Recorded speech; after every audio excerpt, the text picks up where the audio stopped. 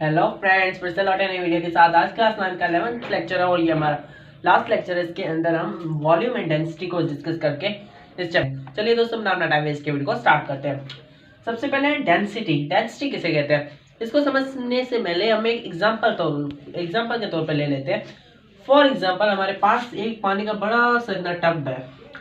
तो जो पानी का टब है, इसके अंदर हम दो चीज़ें डालते हैं। सबसे पहले इसके अंदर हम एक लोहे की चीज़ डालते हैं और वो उसका जो वजन है वो 5 kg है। तो जब इसको हम इसके अंदर डालेंगे तो ये हमारे पास यहाँ पे डूब जाएगी। लेकिन वहीं पे जब हम लकड़ी डालेंगे उसके अंदर, तो लकड़ी यहाँ पे स्विम करती रहेगी, मतलब यहाँ पे तैरती रहेगी, ना कि डूबने के बजाय। एक और एग्जांपल ले लेते हैं। फिर से एक टब लेते हैं और इस टब को भी पानी से हम भर लेते हैं। इसके अंदर हम सबसे पहले एक नीडल डालते हैं। तो नीडल जब हम डालेंगे इसके अंदर, तो नीडल भी हमारे पास यहाँ पे डूब जाएगी। और उसके बाद फिर से एक हम लकड़ी डालते हैं।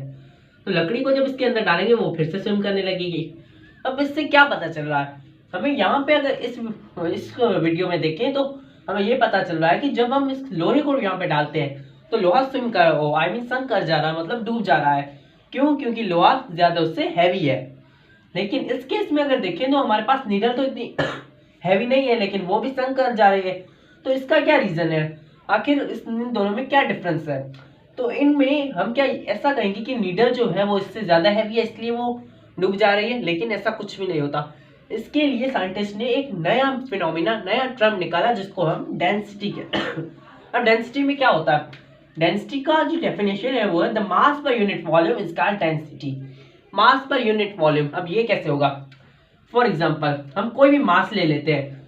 अब फॉर एग्जांपल हमने एक मास ले लिया, ये दो हमारे पास कोई भी मास है, मतलब वजन है। कोई भी ऐसे ऑब्जेक्ट्स हैं इनकी कोई भी वजन है। एक वॉल्यूम ले लेते हैं। वॉल्यूम मतलब कोई भी जगह जो कि ये दोनों रखते हैं। फॉर एग्जांपल, हमने इतना सा वॉल्यूम ले लिया। अब इतने से वॉल्यूम में हमारे पास कितना मास आ रहा है उसको हम देखते हैं। अब देखें, ये इतना हमने वॉल्यूम लिया। इस वॉल्यूम में इसका हाफ ही कुछ ही पार्ट है जो इसके अंदर आ रहा है। तो मतलब इसके इतने वॉल्यूम में इसका कुछ पार्ट आ रहा है।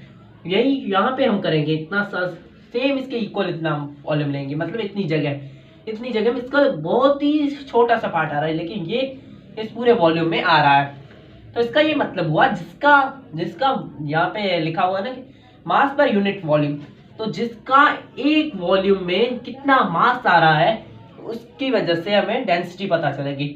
अब देखिए, इसकी जो हमारे पास मास आ रहा है इस वॉल्यूम में वो ज्यादा आ रहा है तो इसकी डेंसिटी ज्यादा होगी, और इसके अंदर कम आ रहा है तो इसकी डेंसिटी कम होगी। तो इसकी वजह से ये जो नीडल है यहाँ पे डूब जा रही है और ये डूबती नहीं है, कि इसकी डेंसिटी हमारे पास ज्यादा है और उसकी कम है। तो यही रीजन है। तो इस तरह से हमारे पास नीडल जब हमारे पास पानी में डूबती है वो हैवी नहीं होती, वो ज्यादा डेंसर होती है, इसकी वजह से वो डूबती है। इसकी डेफिनेशन है the mass per unit volume is called density. Mass per unit volume को हम डेंसिटी कहते हैं। इसका फॉर्मूला है डेंसिटी बाय इक्वल है मास अपॉन वॉल्यूम के।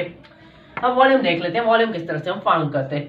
फॉर एग्जांपल, कोई कहे कि हमें नीडल की और दोनों की डेंसिटी फाइंड करके दो, हमें उन दोनों का मास दे रहे हैं, तो हम किस तरह से उस डेंसिटी को फाइंड करेंगे? तो यहाँ पे वॉल्यूम है, यहाँ पे लिखा हुआ है volume of substance is found by different ways. कुछ अलग अलग तरीके होते हैं जिनकी वजह से हम वॉल्यूम को फाउंड कर सकते हैं। फॉर एग्जांपल, हमारे पास कोई भी सॉलिड की चीज़ है, जैसे ब्लॉक है तो उसका अलग वॉल्यूम होगा। हमारे पास कोई भी एक बीकर है, उसके अंदर लिक्विड पड़ा हुआ है, उसका वॉल्यूम अलग होगा। कोई भी इरेगुलर सॉलिड है लाइक पत्थर जैसा, उसका वॉल्यूम अलग होगा। तो हर चीज़ का वॉल्यूम हमारे पास अलग अलग होता है, उनको अलग अलग फाइंड करते हैं। यहाँ पे लिखा volume of solid is found by length, width and area. Solid यानी ये जो रेगुलर सॉलिड, मतलब जो चौरस होगा, जो कहीं से भी टेढ़ा मेढ़ा नहीं होगा, तो उसका वॉल्यूम हम लेंथ, विड्थ और एरिया की मदद से मालूम कर सकते हैं। Volume of liquid is found by मेयरिंग cylinder. मेयरिंग cylinder एक डिवाइस होती है जिसकी वजह से हमारे पास जो लिक्विड का वॉल्यूम है वो फाइंड कर सकते हैं। Next, volume of irregular solid is found by मेयरिंग cylinder. Irregular जो सॉलिड्स होते हैं इस तरह के, उनका भी जो वॉल्यूम होता है वो हमारे पास मेयरिंग सिलेंडर से फाइंड होता है। अब देखिए वो किस तरह से फाइंड होता है। तो यहाँ पे अब हमारे पास वॉल्यूम को हमारे पास फाइंड करते हैं। किस तरह से वॉल्यूम हम सॉलिड का, लिक्विड का और इरेगुलर सॉलिड का फाइंड करते हैं। सबसे पहले सॉलिड अगर कोई भी रेगुलर सॉलिड है, मतलब वो टेढ़ा मेढ़ा नहीं है, जैसे फॉर एग्जांपल कोई भी ब्लॉक हमारे पास हो गया जो कि एक शेप में है, अगर स्क्वायर है, ट्राइंगल है, जो भी एक शेप में है, तो उसको हम length into width into height के जरिए हम उसको मालूम कर सकते हैं। उसकी लेंथ कितनी है, उसकी विड्थ कितनी है और उसकी हाइट कितनी है, उन दोनों को मल्टीप्लाई करेंगे तो हमारे पास वॉल्यूम आ जाएगा। नेक्स्ट अगर लिक्विड हो तो लिक्विड के कंडीशन में हम मेजरिंग सिलेंडर को यूज करते हैं। मेजरिंग सिलेंडर में हम पास जो भी लिक्विड है उसको हम फिल करते हैं और उसके बाद उसका जो मेंसस मतलब ये ऊपर वाली सतह होती है वो सतह कुछ टेढ़ी दिखने में आती है, तो वो जहां तक होती है वहां तक उसका वॉल्यूम होता है। ये फॉर एग्जाम्पल यहाँ पे 30 तो यहाँ पे इसके बीच में मतलब यहाँ पे 40 हो आई मीन 35 होगा तो उसका जो वॉल्यूम होगा वो 35। अगर इरेगुलर सॉलिड हो तो उस कंडीशन में क्या होगा, उसको भी हम मेजरिंग सिलेंडर के जरिए यूज करेंगे।